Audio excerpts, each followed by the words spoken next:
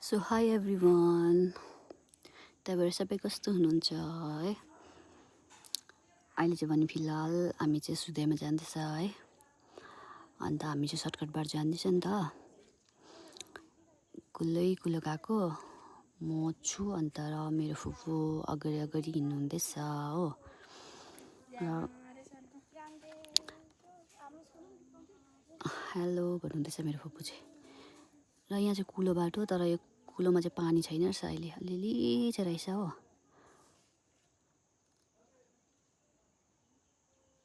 यहाँ माथि तल चाहिँ घाँस काट्नु हुँदै रहेछ अङ्कलहरू। खुल्लै गएको। यहाँ चाहिँ यो चाहिँ सर्टकट बाटो हो नि त। अन्त सर्टकट बाटो जाँदाखेरि चाहिँ अलिक शीतल हुन्छ नि त, त्यही भएर हामी सर्टकट बाटो जाँदैछ है। वेदर पनि राम्रो भइरहेछ आजको, पानीहरू आएको छैन। अन्त अलिक चाहिँ अब गरम टाइम हो, हेर्दै हिँड्नुपर्छ, भरे साँपहरू निस्किनु सक्छ हो। अन्त आजको वेदर पनि राम्रो भएको छ यहाँ चाहिँ। तर यो जग्गामा चाहिँ अलिकति जोगेर हिँड्नुपर्छ, किनभने यहाँदेखि ओह्रालो चाहिँ भिड छ।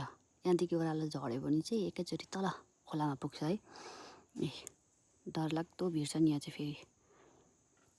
अन्त अलिक जोगिँदै हिँड्नुपर्छ यहाँ चाहिँ, अलिक हेर्दै पनि हिँड्नुपर्छ साँपहरू निस्किन्छ कि भनेर। म चाहिँ सेतो जुत्ता लगाएर आएको छु, पानी चाहिँ आएको छैन, तर पानी पऱ्यो भने चाहिँ त्यही हो सेतो जुत्ता। पहिला चाहिँ हामी आउँथ्यो, पुरा आउँथ्यो, तर अहिले चाहिँ आउँदैन है। सानोतिर चाहिँ पुरा आउँथ्यो नि त हामी यताउति घाँसहरू काट्नु। अहिले त अब टाढो पर्छ हामीलाई अलिक यता।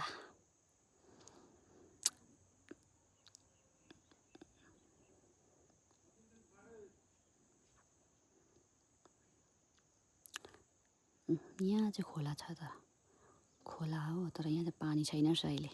यो खोलामा चाहिँ पहिला हामी पौडी खेल्नु आउँथ्यो सानोमा चाहिँ, हुँदाखेरि सानो हुँदाखेरि। अब सानोमा त अब त्यही हो, मजा आउँछ अहिले त पौडीहरू खेल्नु। अहिले त ठुलो भएपछि मजा भन्नु कि सजा भन्नु, के भन्नु, बोरिङ अहिले त के भन्नु। अब हरेसको जिन्दगी भन्नु पनि नभएको है। यहाँ चाहिँ पानी छैन रहेछ खोलामा अहिले। पहिला चाहिँ पानीहरू पुरा, मतलब पहिला त के अहिले पनि हुन्छ, तर अहिले अब त्यो रेनी सिजन भएपछि पानीहरू बढिहाल्छ। र सो बाई बाई।